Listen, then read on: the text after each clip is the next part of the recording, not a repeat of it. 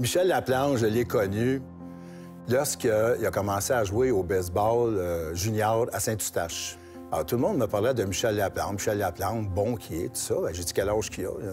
20 ans. Parce qu'il commence à être un petit peu âgé, tout ça. Ben, je vais aller le voir. Et surprise, j'ai vu des choses qui étaient extraordinaires. Alors, moi et, dans le temps, le directeur technique de Baseball Québec, Albert Marié, on a décidé d'inviter Michel Laplante à joindre les rangs de l'Académie de baseball du Canada. Michel Laplante et moi, on s'est croisés pour la première fois à bord d'un autobus de la caravane des Expos. On connaissait Michel de réputation. On savait qu'il avait été un des plus beaux espoirs de l'organisation des Pirates de Pittsburgh et qui, malheureusement, sa progression vers le baseball majeur avait été freinée en raison de blessures. Je souhaitais jouer au baseball professionnel et Michel était la personne qui m'a donné ma première chance. Je coachais au baseball durant l'hiver dans un programme sport-études et Michel donnait la chance aux Québécois parce que pour lui, c'était important d'avoir des gens du coin sur l'équipe des Capitales de Québec. Et c'est comme ça qu'il m'a donné ma chance. Et je vais toujours remercier Michel de m'avoir donné cette chance-là de signer mon contrat professionnel puis de passer une saison dans le giron des Capitales à titre de joueur. La première rencontre avec Michel Laplante, ça a été la première année des Capitales, alors que moi, j'étais joueur dans le baseball junior des Diamants de Québec. Puis, avec son sourire légendaire, avec sa générosité qu'on lui connaît, m'avait invité à venir au camp d'entraînement des Capitales. La première fois que je l'ai rencontré, on ne s'est pas parlé. Il a lancé 12 manches pour les Bisons de Saint-Eustache contre mon équipe, les Ducs de Longueuil, que j'étais gérant durant l'été 1990. Et puis, je ne connaissais pas Michel Laplante. Il arrivait de Val-d'Or. Personne ne le connaissait. Par la suite, je l'ai perdu de vue parce que la saison s'est terminée. Écoute, Michel, je l'ai rencontré à Madison, dans la Ligue Norton. Lui arrivait de jouer à Taïwan. Michel Laplante fait son entrée au Temple de la Renommée à titre de joueur et entraîneur, et à mes yeux, devrait aussi le faire à titre de bâtisseur. Michel est impliqué au niveau du baseball amateur, des écoles de baseball, est impliqué au niveau de notre conseil d'administration, a eu une belle carrière de baseball professionnel, développe des marchés du baseball à la Ligue Can-Am à Ottawa, à Trois-Rivières. Et pour l'ensemble de cette œuvre-là, je pense que Michel a sa place au Temple de la Renommée du baseball québécois. C'est un ambassadeur du sport qui est le baseball. Moi, personnellement, ou avec les autres, je ne l'ai jamais vu dire non pour aider le baseball. Il est impliqué comme bénévole avec la fédération. Il est tellement là pour aider le sport. Lui, il veut se coucher le soir. Est-ce que j'ai aidé le baseball? Oui. Puis des personnes comme ça, il n'y en a pas beaucoup au Québec. C'est une de ceux-là. Donc, même s'il est très jeune, contrairement à Roger, il mérite amplement sa place au Temple de la Renommée.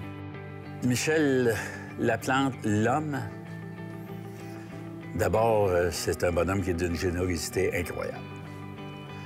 Compte jamais ses heures. C'est un bonhomme qui a à cœur non seulement sa famille, mais aussi le travail qu'il entreprend, que ce soit avec les Capitales, que ce soit avec B45. Il trouve toujours le moyen de consacrer, que ce soit à ses enfants, à sa femme ou à son travail, une part équitable de son temps. C'est un athlète incroyable, Michel Laplante, pour ceux qui ne le connaissent pas. Non seulement c'est un excellent lanceur au baseball, c'est un excellent joueur de tennis. C'est un gars qui pense toujours, s'il pose un geste, aux conséquences que ça va avoir pour son prochain. J'ai appris que Michel avait une aptitude très, très, très forte pour apprendre vite. Puis je n'oublierai jamais ce que Claude Raymond me dit une fois. Dans son temps, quand il s'est reporter au camp d'entraînement, il faut qu'un jeune apprenne vite. Sinon, il est réenvoyé chez lui plus vite qu'il est arrivé.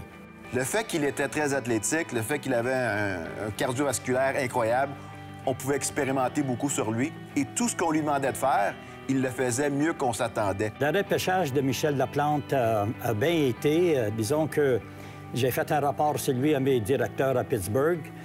Puis on a décidé de le repêcher dans le 24e rond. Quand j'ai appelé mon patron à Pittsburgh, puis j'ai dit que son agent voudrait avoir plus d'argent, il dit, bon, bien, s'il n'est pas satisfait avec notre offre, tourne de bord puis reviens chez vous. J'ai bataillé un peu pour Michel pour que on va lui accorder cette bonus. J'ai fait mon offre additionnelle, puis ça a très bien marché. Je suis très fier de le progrès qu'il a fait. Michel, si tu le connais, c'est un gars très brillant, mais pince sans rire, qui a le sens de l'humour au quart de tour. Là.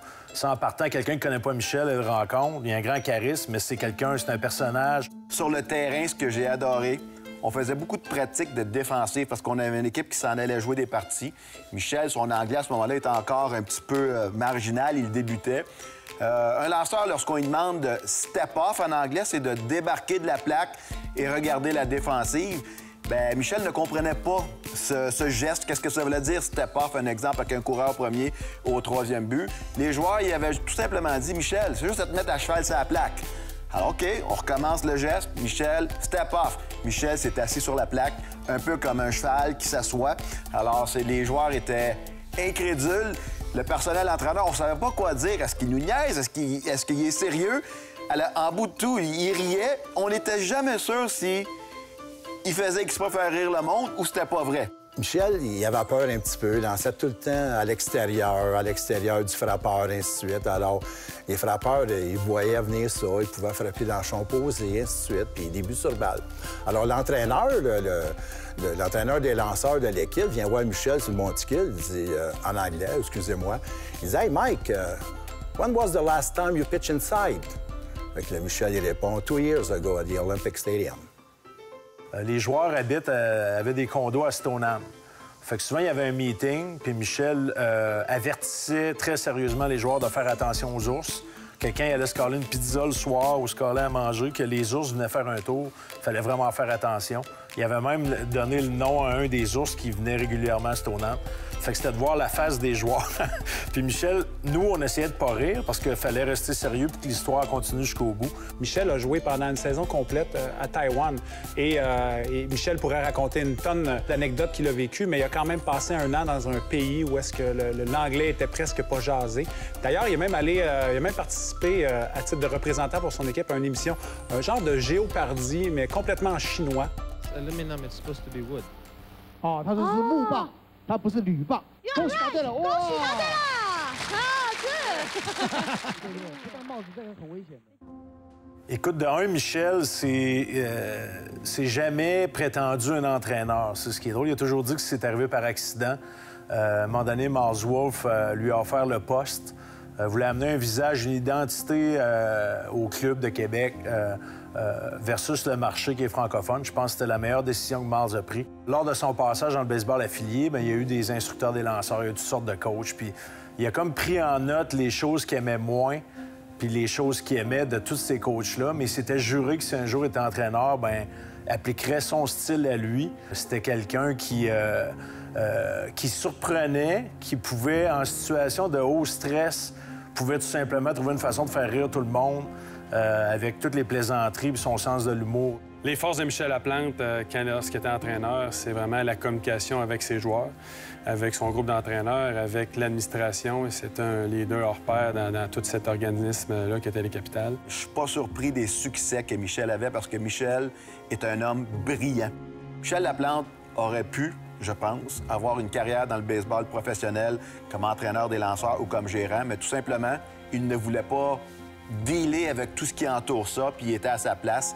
C'est un gars qui était toujours en avance. C'est un gars qui était toujours capable de soutirer le maximum de ses joueurs. Et la chose qui m'impressionnait le plus, c'est qu'il faisait croire en ses joueurs en eux-mêmes. C'est un gars d'équipe. A toujours travaillé en équipe. Présentement, il travaille en équipe. À l'époque, il travaillait en équipe. Puis je suis convaincu que ça devait être un très bon coéquipier. Il avait un plan, il avait une vision avec ses lanceurs, avec son équipe. Et ça a fait qu'il a remporté beaucoup, beaucoup de succès. Alors, Michel, ce fut un honneur pour moi de m'exprimer devant les caméras et d'être ici pour t'honorer. Je pense que tu mérites tous les bons moments que tu as eus. J'ai été honoré d'être ton entraîneur pendant 2 ans à l'ABC. Et je te remercie aussi d'avoir été mon mentor quand j'avais besoin des petits services, j'avais besoin d'un petit peu de coup de pied à quelque part pour me motiver, moi aussi, à continuer le baseball. Et je te remercie tout ce que tu as fait pour les Capitales de Québec, pour le baseball amateur. Alors, toi et Francine, passez une belle soirée. Tu sais que nous n'avons pas vu ni une ni l'autre d'au moins 15 ans. Puis encore, Francine, je ne l'ai pas vue depuis à peu près 15 à 20 ans aussi. Mais des bons amis, c'est pas nécessaire de se voir tous les jours. Puis je suis très fier de le progrès que tu as fait, de tous les cœurs que tu as touchés, qui t'a montré de jouer au baseball. Tu es vraiment un atout pour le baseball au Québec. J'ai eu des mentors dans la vie et toi, tu as été un de mes mentors. Si aujourd'hui j'ai la chance d'être directeur général de Baseball Québec, c'est parce que tu as cru en moi, tu m'as donné mes chances et tu m'as surtout fait croire que j'étais bon. Est-ce que je l'étais vraiment à cet âge-là, à un jeune âge, à commencer à travailler dans le bureau administratif des capitales à 23 ans, 24 ans? Je le sais pas, mais à tout bout de champ, tu m'y as fait croire. Tu m'as aidé à grandir dans tout ça et je t'en remercie infiniment. Aujourd'hui, tu vas recevoir plein d'amour de tout le monde et c'est bien mérité. Alors, félicitations, Michel, pour ton intronisation au Temple de la Renommée.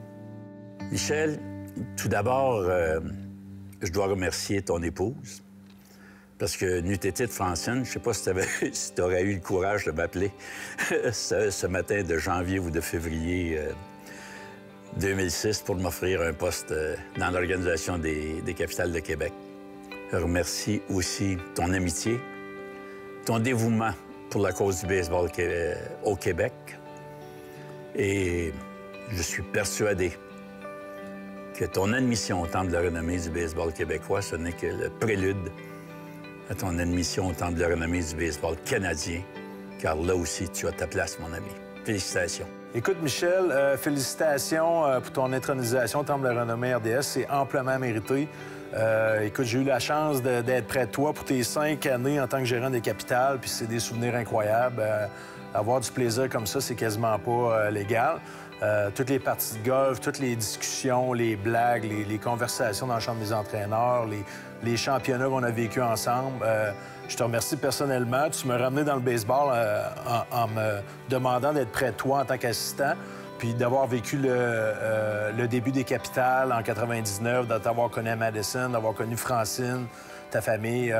Écoute, profiter du moment, c'est mérité. Tu donnes énormément de temps au baseball, puis je trouve ça le fun que ça te revienne. Profite de l'hommage, tu le mérites vraiment. Merci, mon ami. Alors, Michel, félicitations pour le Temple de la Renommée du baseball au Québec. C'est un honneur amplement mérité. Je te côtoie à tous les jours, à tous les minutes depuis peut-être une dizaine d'années. Tout ce que tu fais pour le baseball, c'est incroyable. Puis, je pense que tu n'as pas encore terminé d'aider le baseball. Tu m'as aidé personnellement, tu as aidé un paquet de jeunes, d'entraîneurs, de jeunes joueurs, de jeunes administrateurs dans le baseball. Grâce à toi, le baseball dans la région de Québec, mais surtout dans la province de Québec, est meilleur. Donc, continue ce bon travail-là. Et merci de nous aider, de m'aider. C'est un grand honneur. Bravo et bonne continuité. Salut, Michel. Le baseball québécois t'ouvre ses portes au Temple de la Renommée aujourd'hui. Un honneur amplement mérité. En te connaissant, je sais que c'est pas les honneurs individuels que tu collectionnes, puis tu aimes probablement pas cette attention. Mais je te le dis du fond du cœur. Tu es un homme d'exception, tu as été un athlète d'exception, tu es un homme de famille d'exception. Accepte, s'il vous plaît, tous ces honneurs parce que tu les mérites amplement. On est chanceux de t'avoir au baseball. Ta famille est chanceux de t'avoir. J'ai été chanceux d'avoir été ton entraîneur. Bonne chance, bon succès, bonne continuité, mon ami.